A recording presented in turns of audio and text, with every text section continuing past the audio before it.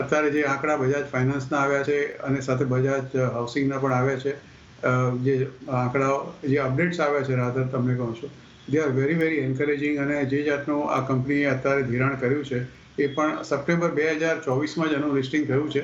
અને એ પછી જે એની પોતાની લોન બુક છે એનો ગ્રોથ જોતા મને એવું લાગે છે કે આવનાર દિવસોમાં, અને વિશેષ કરીને જે રિયલ એસ્ટેટનો એક ફોરકાસ્ટ અત્યારે આવ્યો છે, આથી એકમાં બહુ જ મોટો સારો ફોરકાસ્ટ રિયલ એસ્ટેટ માટે આપ્યો છે.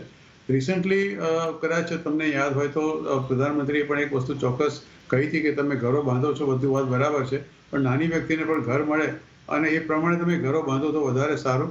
એટલે હવે સ્મોલ હાઉસીસ, જે અત્યાર સુધી ટ્રેન્ડ એવો હતો કે બધા લક્ઝરીઝ હાઉસ બનાવતા હતા, જો કે એ પણ બધા ચપોચપ વેચાઈ જતા હતા, પણ હવે નાના ઘરો માટે પણ કદાચ સરકાર ઇન્સિસ્ટ કરે અને કદાચ થોડી ઘણી પીએલઆઈ સ્કીમ જેવું પણ લાવે તો નવાઈ નહીં. એટલે આ એક રિયલ એસ્ટેટ સાથે સંકળાયેલી કંપની છે.